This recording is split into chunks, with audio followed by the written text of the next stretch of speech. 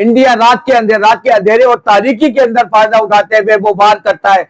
हम ये आज को चैलेंज करते हैं कि हम अगर कुछ करेंगे तो हम दिन की रोशनी में भी करके देखें। हम इतनी सलाहियत रखते हैं, रोक सको तो रोक लो। ये कौन बशर, ये किनका लहू गरमाया है,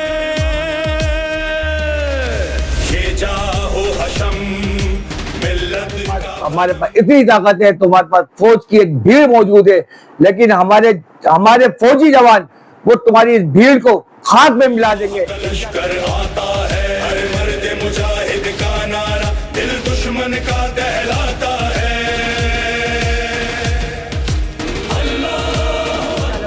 आज हम ये वादा करते हैं कि हम पाक फौज के इन तमाम कारनामों को, बहादुर दिलेर को सलाम पेश करते हैं। सलाम, पाक फौज जिंदाबाद, जिए पाकिस्तान। मंजर हर जाने क्यों रन की जमीन थर्राई है, हलचल है सफों में आदा की, हर दिल पर है बदछाई है। हमारे पास पाक फौज के साथ जो भी इस प्रोपगंडे में शामिल होगा, प्रोपगंडा करेगा पाक फौज के खिलाफ, तो वो इस मुल्क का गद्दार वतन कहलाएगा।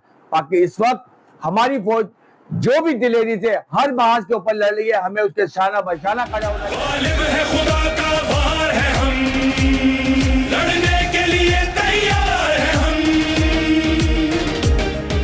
और हमें उसके हाथ मजबूत करना चाहिए। आज हम यह अहद करते हैं कि पाकिस्तान का एक एक बच्चा, बूढ़ा, जवान, मर्द, खवातीन सब पाक फौज के साथ देंगे। और पाक फौज जनरल आसिफ मुनीर साहब जैसे बहादुर लीडर अगर पाकिस्तान के पास और पैदा हो जाए तो ये पाकिस्तान, इंडिया क्या अमेरिका को भी फतह कर सकता है। और हमें जब भी मानना होगा हम वार करेंगे तो इंडिया के अंदर घुस के वार करेंगे। हम मिल्लत का भरम, हम शोला फिशा हर पल हर दम।